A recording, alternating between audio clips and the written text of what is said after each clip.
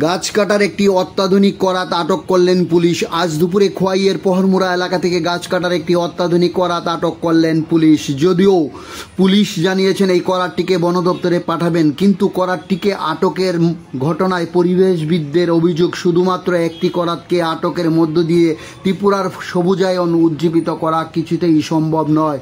শহর এবং শহরতলি এলাকাগুলিতে প্রতিদিন হাজার হাজার গাছ ধ্বংস করে দিচ্ছেন, অন্যদিকে প্রকৃতির ইকোসিস্টেম নষ্ট হয়ে যাচ্ছে।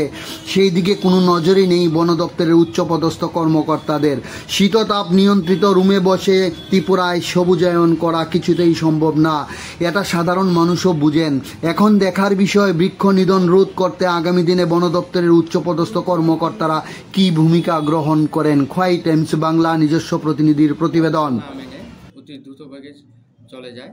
যদিও স্কুটিতে থাকা একটি গাছ কাটার মেশিন এই স্কুটি থেকে তারা ফেলে যায়, তখন আমরা ওই স্কুটিটিকেও ধরার চেষ্টা করি, কিন্তু স্কুটিটি অতি দ্রুত বেগে চলে যায়। তারপর আমরা এই গাছ কাটার মেশিনটিকে আমরা নিই।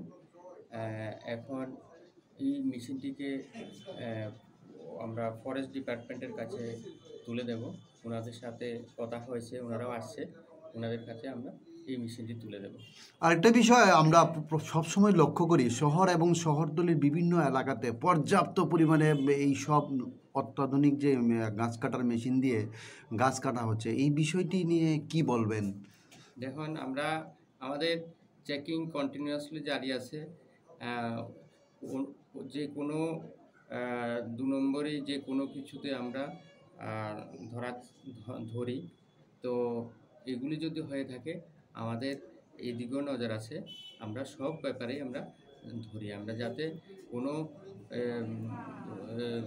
সমাজ যাতে ঠিক থাকে, সমাজের সব লোক যাতে সুষ্ঠুভাবে বাস করতে পারে, আমরা সেই দৃষ্টিতে আমরা কাজ করে যাচ্ছি। এই মেশিনটা কি করবেন এখন? আমরা এই মেশিনটাকে বন বিভাগের কাছে হ্যান্ড ওভার করব। বাজার মূল্য কত হবে স্যার? এটার বাজার মূল্য মোটামুটি 50,000 টাকার মতন হয়ে যাবে। কোন জায়গাতে স্যার মেশিনটা ধরা হয়েছে? এটা পহরমুড়া। ধন্যবাদ।